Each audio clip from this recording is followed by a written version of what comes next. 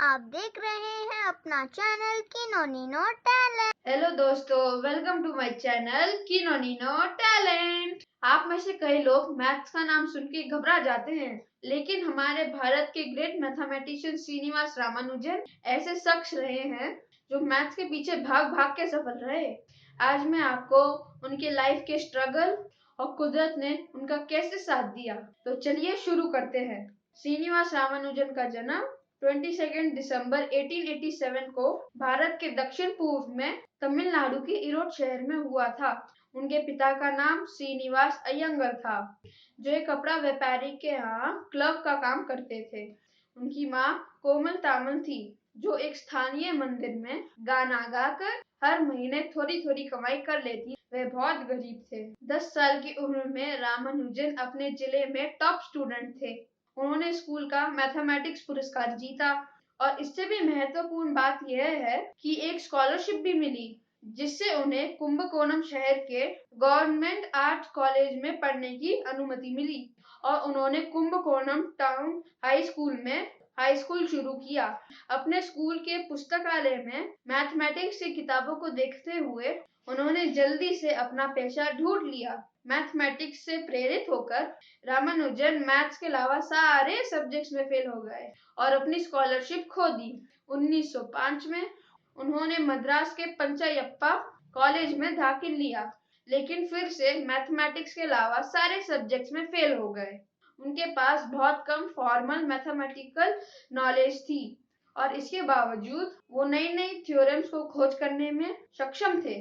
12 साल की उम्र तक उन्होंने मैथमेटिक्स का गंभीर अध्ययन शुरू कर दिया था, जो क्यूबिक इक्वेशंस और अर्थमेटिक और ज्योमेट्रिक सीरीज तक पहुंच गया था। उन्होंने क्वाड्रिक इक्वेशंस को हल करने की अपनी विधि का आविष्कार किया।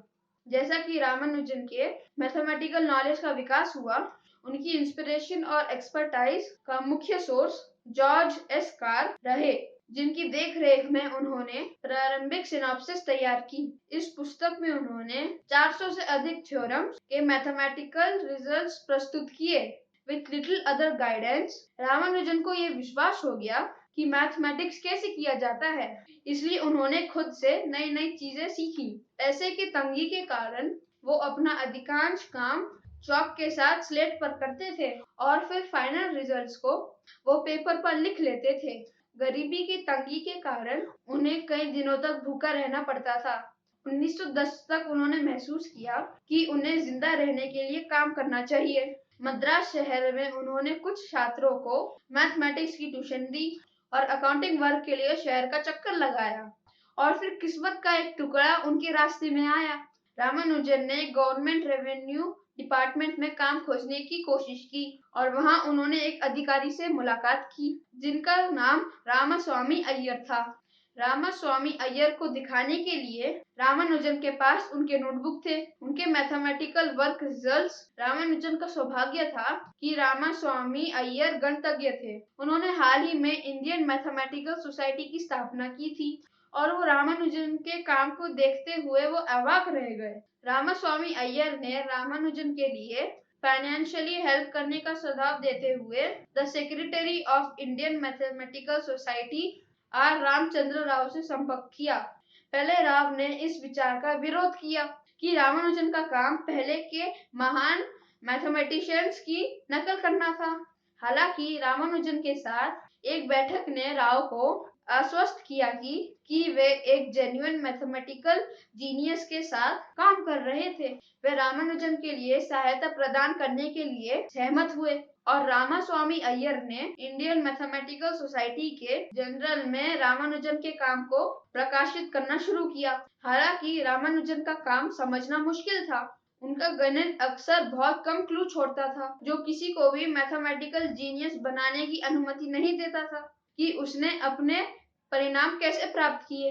मार्च 1912 में मद्रास पोर्ट ट्रस्ट के साथ एक अकाउंटिंग क्लर्क के रूप में नौकरी मिलने पर उनकी फाइनेंशियल पोजीशन में सुधार हुआ।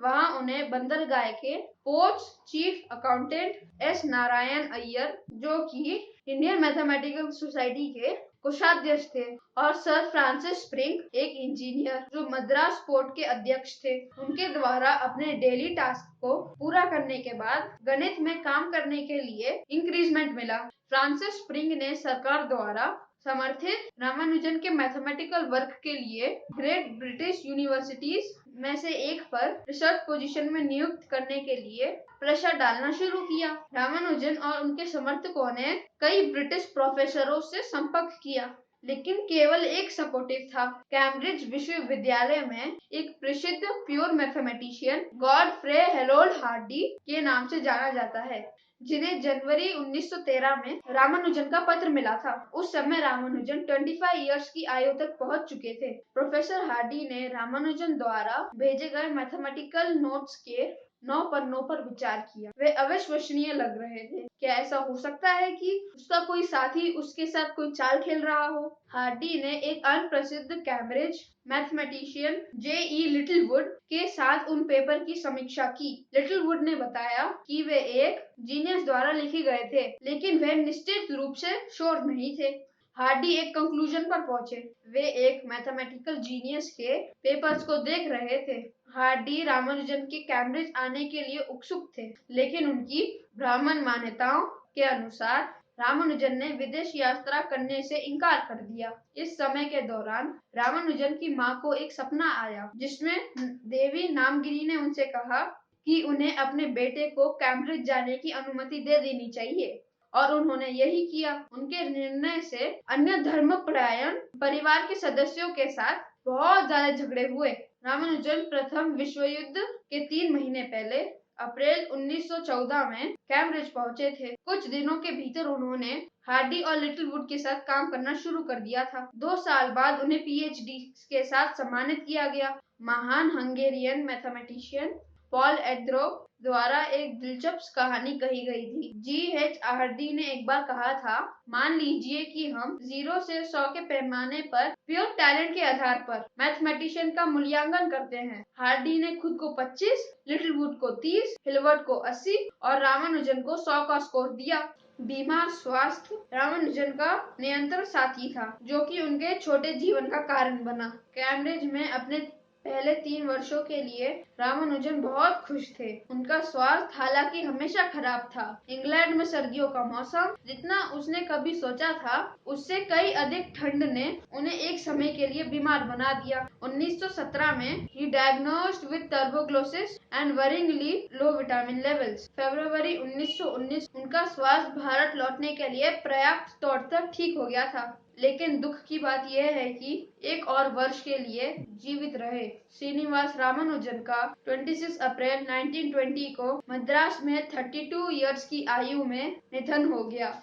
अफसोस की बात है कि रामानुजन के कुछ ब्राह्मण रिश्तेदारों ने उनके अंतिम संस्कार में शामिल होने से इनकार कर दिया, क्योंकि उन्होंने विदेश यात्रा की, और इस तरह हमने ग्रेट मैथमेटिशियन को खो दिया, जिनको आज हम सब ग्रेट मैथमेटिशियन के तौर पर याद करते हैं। और 22 दिसंबर, जिस दिन रामानुजन जी का जन्म हुआ था, इस दिन भारत सरकार ने उनके जन्मदिन को नेशनल मैथमेटिक्स डे घोषित किया। मैं आशा करता हूँ आप सभी ने रामानुजन जी की बायोग्राफी से बहुत कुछ सीखा होगा। अगर आपको ये वीडियो अच्छा लगा हो तो दूसरों तक जरूर पहुँचाइए, और हमें कमेंट करके बताइए कि आपको रामानुजन जी की लाइफ का कौन सा पार्ट अच्छा लगा। धन्यवाद।